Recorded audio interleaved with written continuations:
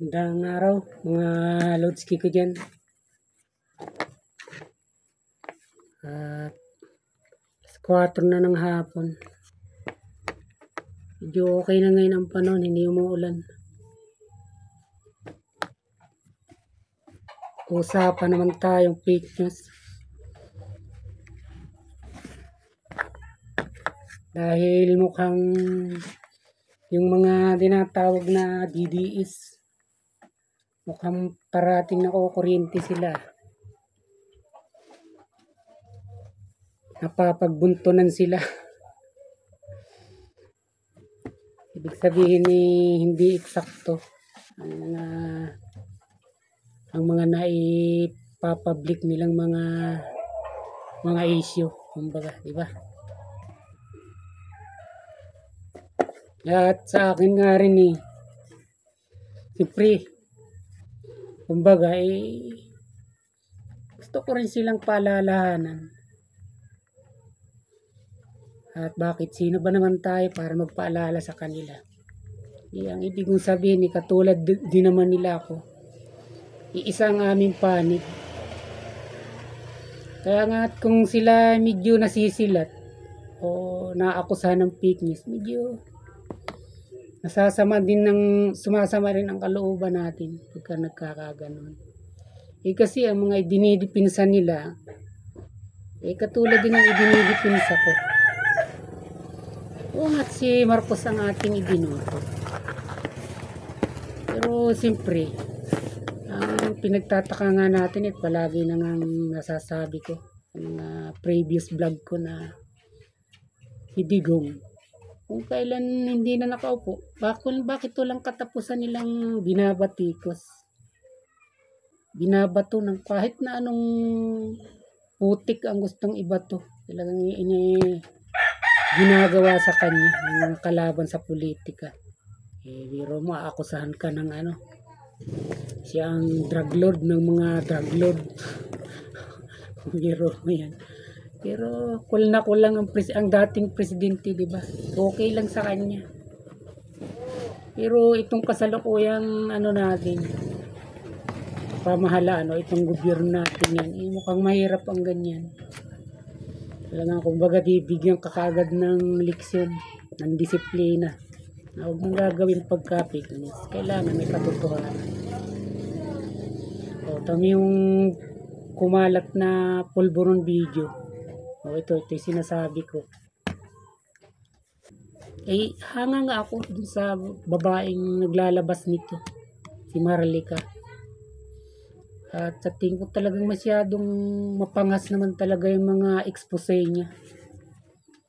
Yung mga inipapublic niyang mga video niya. Ito na nga, pulburon video. At saka may mga puting pa siya sinasabi. Puting.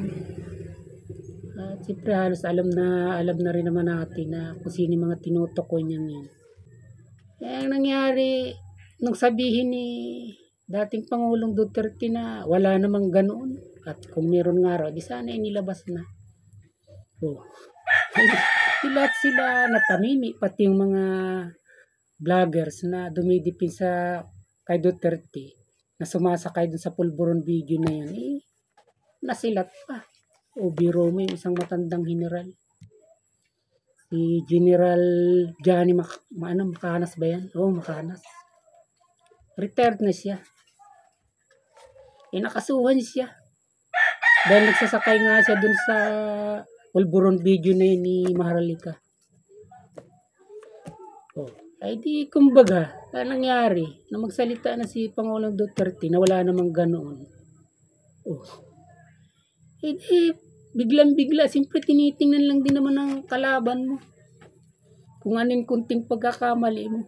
Totoo man o hindi, biro mong pagkalipas ng 1 o 2 araw nang magsalita si Pangulong Duterte na wala namang pulburon video. Lumabas ka agad, tumaas yung rating ni Marcos. Di ba? Ganun yung mga epekto ba? At pagkatapos itong mga yung retiradong general, si Macanas, kinasuhan siya ng Anti-Cybercrime Act. Inakusahan nyo na nag-withdraw ng support yung ating PNP chief na si General Acorda, na nag-withdraw na di umano ng suporta sa ating Pangulo kay Bongbong Marcos, saka si AFP Chief of Staff Brunner. At ang masama sa kanya, doon sa kanyang vlog, doon sa kanyang thumbnail, isinama niyang picture ni PNP Chief Acorda. Yun ang naging dahil kaya sa sinampahan ng kaso. Sabi nga nung PNP Chief si Acorda, okay lang kung maglabas ka ng mga salubin mo at hinaing mo. Pero ilagay mo yung picture ko doon na para talagang totoo na ako ay nag-withdraw ng support sa ating Pangulo. Ay talagang hindi naman totoo yan. Isang kasinungalingan. Ayun. Awan, hintayin natin kung ano magiging resulta ng isinampang kaso na yun. Pero ang pinagugutan nito nung retiradong general, si General Macanas, dati na niyang binabati ko si Marcos, ang ating Pangulo. At dahil nga sa medyo may kabagalan na mag-responde, di ba? Sa mga kalamidad, katulad nga nung lumindol sa Mindanao, at saka nang magpasabog ng bomba sa eskwelahan sa Marawi. Well, tagal-tagal yun, hindi man lamang siya nagpapakita sa tao. Marahil ay namumuuna sa isip ni yung retiradong general na talaga medyo may kahinaan talaga yung Pangulo natin yan. Tapos nadadagdagan pa ng pulburon video. Biro mo nga naman kung totoo yun, talagang malamang mapatalsik talaga si Bongbong Marcos. Sinakyan niya ng sinakyan. Tapos di umano pa kaya kumbaga nabuo yung kanyang hinala na talagang kailangan ng kumilos siya. May nagparating sa kanya ng impormasyon. Yung anak niya, kinausap si Senator Amy Marcos na pakiusapan si Bongbong na mag-resign na para wag na magkagulo dahil nga nag-withdraw na ng support yung ating mga PNP at yung ating kasundaluhan. Di pagkatapos nag-vlog na nga siya, nilagay na niya na sinigurado na niya na nag-withdraw na ng support yung mga kasundaluhan at kapulisan at pangunguna ng PNP chief. Binuuna niyang ganoon, yun, ini-vlog niya. Ay pagkatapos nagsabi si Pangulong Duterte na wala namang pulburon video. Magkakaugnay ka yung ginawa niyang yun. Para kumbaga may dati na siyang saloobin na ma-disturb nga ang gobyernong ito. Pero sa akin naman, napakaaga. Hilaw na hilaw naman masyado. Pagpalagay ng may nakakaisip ng gano'n, pero hindi lahat naman. Talagang majority, talagang gusto pa rin si Marcos at napakaaga talaga pa para mag-isip na paalisin siya sa pwesto. Sabihin na natin na nagkukulang. O meron siya talagang hindi ganong nagagawa. Hintay natin. Huwag tayong manguna. Malay mo, maraming mga taon pa, hindi ba? Wala pa nga siyang 2 taon. Ibig sabihin, mayroon pa siyang 4 na taon na titira. Tingnan natin kung anong gagawin niya. Katulad ko, binuto ko rin siya, pero siyempre, nasa Duterte ang simpatya ko. Binuto ko siya, kaya gusto ko tapusin niya yung kanyang termino. Katulad nung kung pababain ninyo, magkakasa kayo ng destabilisasyon. Talagang hindi rin ako sasang-ayon, hindi rin ako makikisa. Hintay natin na mahinog kung meron mang makaisipan na gano'n tayo. Hintay natin. Ilaw na ilaw pa. At saka ang bawat Pangulo, dahil matagal na rin akong bumubuto, kahit di mo sirain yun, kusang bumababa ang rating yan pag yung mga papahuling taon na. Mga 2 taon na lang sa halimbawa. Kusang bumababa ang rating yan, kahit di mo siraan ang siraan. Hindi yung sa ganitong panahon na para nagpapagulo patuloy tayo sa halip na ang momentum nasa atin. Dahil siyempre, sympathizer din naman ako ng Duterte. Pero hindi naman ako fanatic. Kumbaga mga pulisiya lang ba. Nagagandahan ako sa mga nagawa niya. Hindi, kumbaga sa kanya ako umaayon. Pero hindi naman sabihin mo na talagang kung kakamali siya, bakit hindi ko rin siya babatikusin? Gaan lang naman tayo. Kahit pinapanigan ko, kung sablay naman yung ginagawa, natural, pupunahin din naman natin. Yan ang aking sistema. So, at balik nga tayo. Katulad nga niyan, no? Para nakuryente na naman sila. Kumbaga, natatats din naman tayo o ako. Sabi ko di ba, salip na nasa atin na yung momentum, tapos may mga komentaryo na nakikita na okay. O tapos bigla tayong makukuryente katulad niyan, no? Nakasuhan kasi yung isang mineral. Wala tayong magagawa, kailangang harapin niya yun. At sa tingin ko talaga sumablay din siya. Hindi naman to, tapos biro mo ilalabas mo yung picture nung general dun. Halos sa buong mundo mapapanood yun.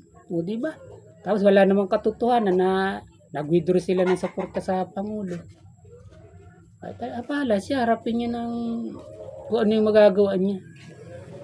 Dahil lumabis naman talaga siya. Yun ang sinasabi ko. Kayong mga vlogger, ako, nagsisimula lang naman ako, at saka hindi naman talaga ako political vlogger. Napupuna ko lang at dahil mahilig ako manood sa mga vlog ninyo.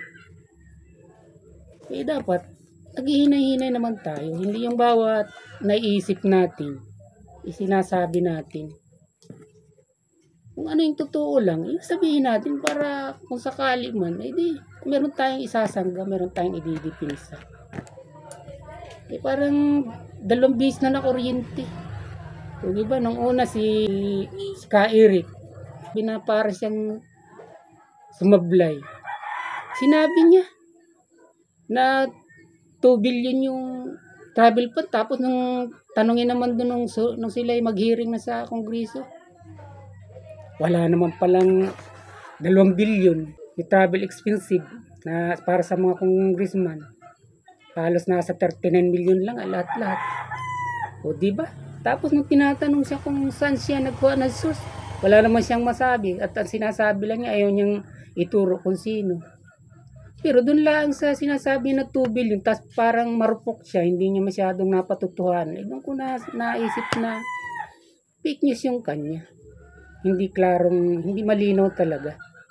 O tapos nung nito na lang huli, saka na lang siya parang nagbibigay linaw. Nakulong na siya, tas pinalain na siya. O saka niya binibigay linaw, natotoo raw naman yung kanyang akusasyon. Yun nga lang, at hindi masyadong accurate yung pagkakalabas niya nung halaga na naginastos.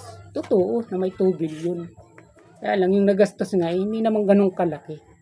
Hindi ang nagiging biltan lang nga nila at kumbaga panghugas at bilang atake na rin, bilang balik na atake O kung yun lang nagastos ninyo, 39 million, asan yung sobra? yun na lang laging balik nila. Pero sa akin, importante dun, maski silat, kung bagay napapadali ba, hindi muna nag-iisip-isip. Nakatulad na kung nag-isip muna si Ka Eric nung maaaring mas naging tama pa yung kanyang pagbubunyag. O diba? Tapos ito rin si General Macanas. Kumbaga puro marites yung kanyang pinagbabasihan. Yung pulburon video, sinakyan niya. Pagpalagay ng tutuin, pero huwag siyang umasa doon na para buhayin yung kalooban niya na tuluyan siyang pagtayo ng isang destabilisasyon. Diba? Kumbaga, di alalay na lang yun. Kumbaga rin sa kanyang mga hinaing sa gobyerno, kung may hinaing siya, kaya nga gusto niya mag-destabilisasyon.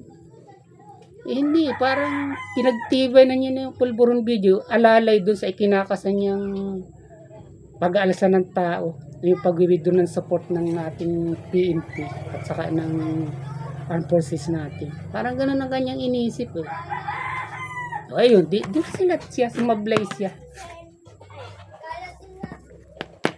At sana nga kung sa susunod, huwag na masyadong pabigla-bigla, huwag na padalos-dalos. Isipin din, hindi yung basta lang tayo makapag-vlog. Hindi naman sa views ang inang intention sa tingin ko ni Macanas. Dahil siyempre, dating mineral ito, siyempre, hindi naman ito kailangan ng mga maraming views para kumita sa YouTube. Kung minsan, yung ibang vloggers, yung anong intention nila. Yung medyo nakakapukaw na mga title, Pero pag pinanood mo naman, hindi naman yun yung laman ng kanyang video. Yun, mga intention lang na siyempre, mga views. Para, kumbaga, di makapture yung interest ng tao. So, at sa akin, hindi naman ako nagmamagaling sa kanila. Yung sa akin bali, siyempre kasimpatya ko sila, kapanalig, ika nga. Okay, sa susunod, maghinay-hinay na sila, matuto sila maghinay-hinay. Kung saka, magkaroon tayo ng leksyon sa nangyayari sa mga katulad ninyo na vloggers. Excuse me.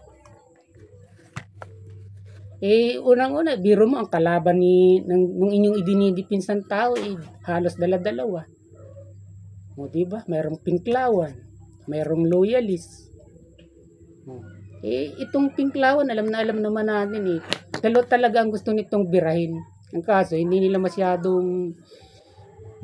mag-aanong ina-attack o sinisintro ang atake kay Bongbong Marcos. Kahit ang totoo, meron naman talaga silang dapat ibatikos kay Marcos. Ang binabanatan nila si Pangulong Duterte. Alam naman nila, ito sa pwesto. Kumbaga, walang gaanong pangil, kumbaga, na ibabaon sa kanila, yung maaaring ibaon sa kanila. Ang binabanatan nila, siyempre pag binanatan nila ito, ay dami na permi si Sara Duterte dito. At naroon lang naman ang talagang intensyon nila. Yung ibagsak ang Duterte. Alin man sa dalawa. Diba? Yung ama man at yung anak. So, ito napapansin natin dahil nanonood din naman ako ng mga vloggers ng pinklawan. At kitang-kita mo rin sa kanila kung paano nila bigyan din na talagang para ganap na sumabog, umag-away yung dalawang party. Yung DDS at saka yung loyalist.